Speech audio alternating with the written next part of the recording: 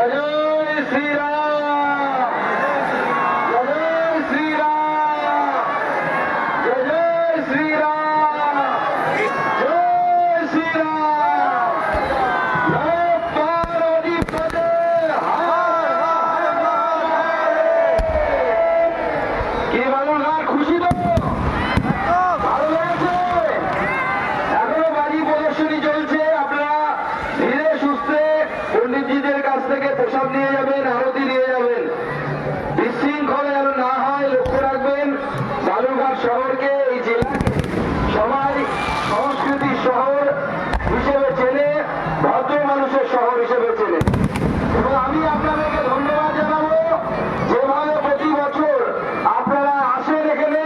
আমি আপনাদের কাছে কৃতার্থ, আমি ধন্য আপনাদের সাংসদ হিসেবে আপনারা আমার এই ডাকে সাড়া দিয়ে আসেন।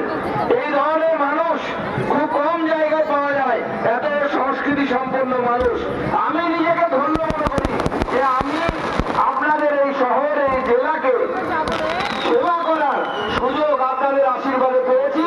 বড়দেরকে সবাইকে আমার প্রণাম, বন্ধু স্থানীয় যারা আছেন তাদের নমস্কার, আর ছোটদেরকে ভালোবাসা।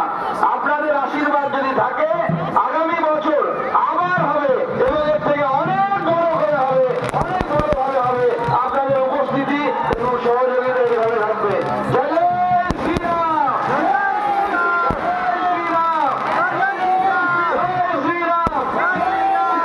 অযোধ্যায় রাম মন্দির স্থাপনের এই বিশেষ দিনে আমরা প্রতি বছর এই উদযাপন করি। গত কয়েকদিন আগে অযোধ্যার মন্দিরের কাজ সম্পন্ন হয়েছে এবং আদর্শীয় প্রধানমন্ত্রী তার ধ্বজা আরোহণ করেছেন। অর্থাৎ মন্দিরের উপরে যে ধ্বজা থাকে, পতাকা থাকে, সেই পতাকা লাগিয়েছেন মাননীয় প্রধানমন্ত্রী, উত্তোলন করেছেন। আমার বিশ্বাস আগামী দিনে রাম রাজত্বের ছোঁয়া আমরাও পাবো। সবাইকে নমস্কার জানিয়ে আমি আমার বক্তব্য এখানে শেষ করছি। জয় জয় শ্রীরাম। অনেক অনেক ধন্যবাদ আমাদের সকলের প্রিয় সাংসদ সম্মানীয় ডক্টর সুকান্ত মজুমদার মহাশয়কে।